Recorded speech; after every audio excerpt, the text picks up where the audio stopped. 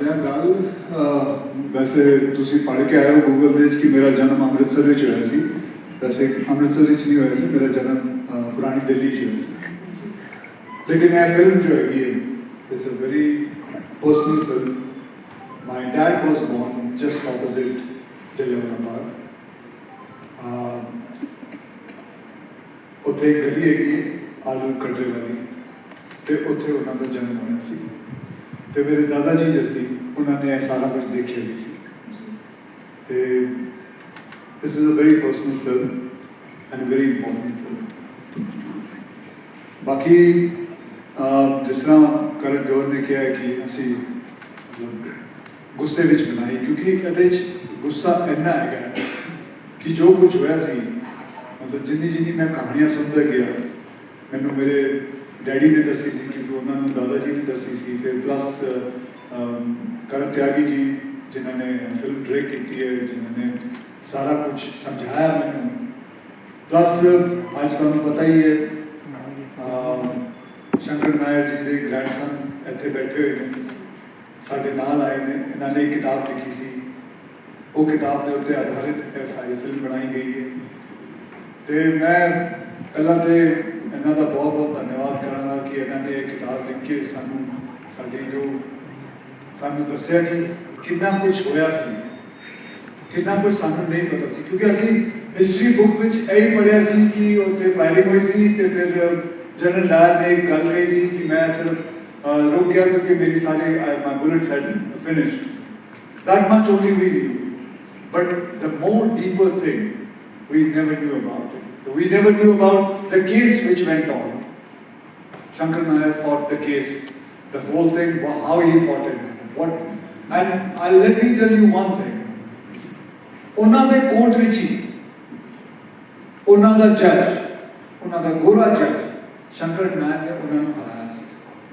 ਔਰ ਇੱਕੋ ਹੀ ਕੇਸ ਹੋਇਆ ਸੀ, 200 ਸਾਲ ਉਹ ਸਾਡੇ ਉੱਤੇ ਰਾਜ ਕਰਕੇ ਗਏ। ਇੱਕੋ ਹੀ ਕੇਸ ਸੀ ਜੋ ਅਸੀਂ ਜਿੱਤੇ ਸੀ, ਉਹ ਸੀ ਇਹ ਵਾਲਾ ਕੇਸ। तो साढ़े वास्ते तो बहुत बड़ी गल है।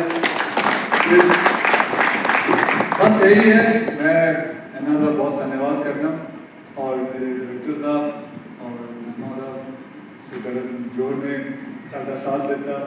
तो मेरा तो बस यही मानना है कि पंजाब तो सारे brave, the loyal people, the valour उन्होंने इन्ना है, ये सब आते हैं। यह कहानियां मैं सारे के सामने लाना चाहना। मैं चाहना कि मैं केसरी 3 भी बनावा, केसरी 4 भी बनावा।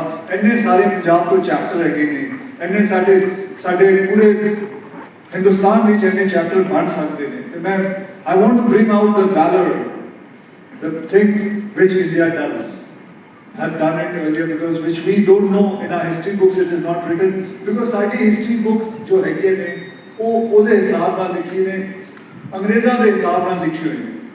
एंड मैं चाहना कि लोगों के सामने मैं लियावा फिल्म के दौरान कि किस तरह साडी एक्चुअल हिस्ट्री सी। बस यही। Thank you. दोस्तों नमस्कार। अभी यहाँ पे अक्षय कुमार, हर माधवन पार्टी आई थी, और करण जौहर जो है बॉम्बे फिल्म इंडस्ट्री के जाने पहचाने हैं, और उनकी धर्मा प्रोडक्शन केसरी चैप्टर 2 रिलीज कर रही है 18 को। तो आपका क्या कहना है इसके बारे में, आज का जो ट्रेलर? देखिए संजय जी, बहुत बहुत धन्यवाद आपका कि आपने मुझे मौका दिया इसके बारे में बताने के लिए। और मैं बता दूं दर्शकों आपको, केसरी चैप्टर 2 एक मूवी नहीं है, ये सच्चाई है। मैं करण जौहर की फिल्में देखता आ रहा हूँ, लेकिन वो सब चीज मुझे मजा नहीं आता था। लेकिन वाकई इसमें इमोशंस को, भावनाओं को जिस तरह से संजोया गया है, अपने आप में काबिल तारीफ है। दूसरी चीज, वो विभत्स कांड जो कि अंग्रेजों द्वारा पंजाब के जलियांवाला बाग में किया गया, उसकी बहुत सारी कहानियां हमने किताबों में पढ़ी है, फिल्मों के द्वारा सुनी है, पर इस फिल्म में उस दर्द को, उस एक एक सीन को इस तरह से उकेरा है, इस तरह से दिखाया गया है कि वाकई भावनाएं एकदम भड़क जाती हैं, आंखों से आंसू निकलने को मजबूर हो जाएंगे। इसमें जो अक्षय कुमार है, शंकर नायर का किरदार निभा रहे हैं, कोर्ट रूम में जैसे आप देखते हैं, तो शंकर नायर का क्या इतिहास, क्या वो पहलू है? देखिए, शंकरन नायर ऐसे व्यक्ति थे जिन्होंने ब्रिटिश के खिलाफ हमें पहला केस जिताया, जबकि भारत के अंदर अंग्रेजों का पूर्णतः शासन था और हमें दबा और दबाया और कुचला जाता था। उस दौरान पहला एक ऐसा केस था जो इस महान विभूति के कारण हम जीते, लड़े और उन लोगों को इंसाफ दिलाया शंकर नायर ने। तो मैं तो सलाम करूंगा उस प्रतिभा को, उस ये मुलाकात हुई, शंकर नायर साहब आए हुए थे परिवार से, पड़पोते थे यहाँ पे। पड़पोते थे, हाँ, जब उनसे बात कर रहे थे उनकी आंखों से आंसू, मतलब भावना एकदम भाव निकल कर आ रहे थे। जो उनका दर्द है ना वो आंखों से निकल कर आ रहा था आंसुओं के रूप में। तो मैं तो भाई उनको सलाम करूंगा, नमस्कार करूंगा। ऐसे लोगों को तो वाकई दिल से इज्जत है, क्योंकि जिन्होंने हमारे उन लोगों के लिए लड़ाई लड़ी और उनको इंसाफ दिलाया, तो वाकई में काबिल तारीफ है। मेरा अगला प्रश्न है, अनन्या पांडे जो चंद्र पांडे है, तो उनका किरदार इसमें कैसे लगा? देखिए, अनन्या अभी तक रोमांटिक फिल्मों में हमें देखने को मिला है कि अनन्या का अच्छा रोल रहा है, लेकिन अनन्या ने इसके अंदर बहुत अच्छी भूमिका निभाई है और मैं इसके लिए वेल विश देता हूँ अनन्या को, कि शुभकामनाएं देता हूँ कि आगामी फिल्में भी उनकी अच्छी रहें और जिस तरह से उन्होंने इसमें एक सीरियस किरदार निभाया है वो काबिल तारीफ है। करण जोहर और राज माधवन जो मतलब एक टीम है भारतीय सिनेमा को लेकर, तो उनके बारे में नहीं, करण जौहर तो जी देखिए, करण जौहर की बात करूँ तो एक सफल डायरेक्टर है, अभिनेता भी रहे हैं, निर्देशक बहुत अच्छे हैं, प्रोड्यूसर हैं।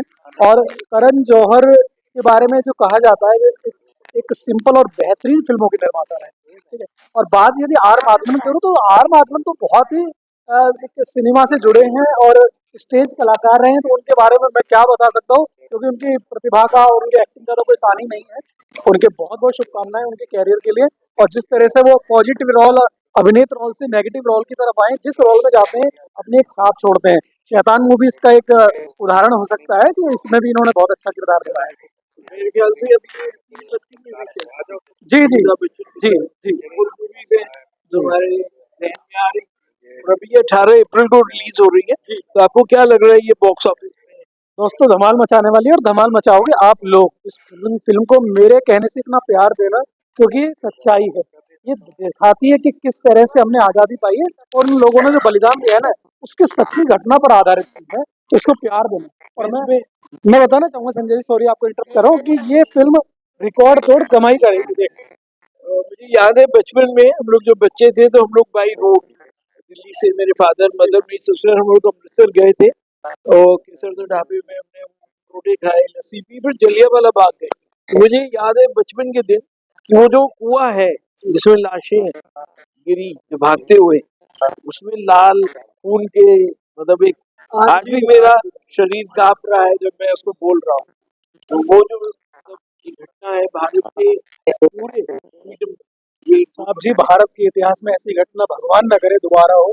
जिस तरह से हमारे ऊपर अत्याचार हुए, उसकी पूरी जीती जागती तस्वीर आपको जलियांवाला बाग में देखने को आज भी मिलती है, कि मरने के बाद भी, पूरा बाग को बंद करने के बाद भी 12 घंटे तक उन लाशों को नहीं उठाया गया, क्योंकि उनको चील गिद्ध कौवे खा जाए। तो वो एक विभत्स कांड है, उस फिल्म में देखने को मिलेगा। मैं बहुत बहुत धन्यवाद देता हूँ इस फिल्म के डायरेक्टर प्रोड्यूसर को, जिन्होंने इस तरह की सच्चाई को बाहर लाने की प्रयास किया। बहुत धन्यवाद जितेंद्र भाई, और हम लोग चाहेंगे कि आपका जो भी प्रश्न हो वो आप लोग हमारे कमेंट्स के जरिए लिखिएगा, तो हम लोग जितेंद्र भाई और जो अन्य फिल्म क्रिटिक हैं वो लोग उनका जवाब देंगे आपको। धन्यवाद। संजय अग्रवाल।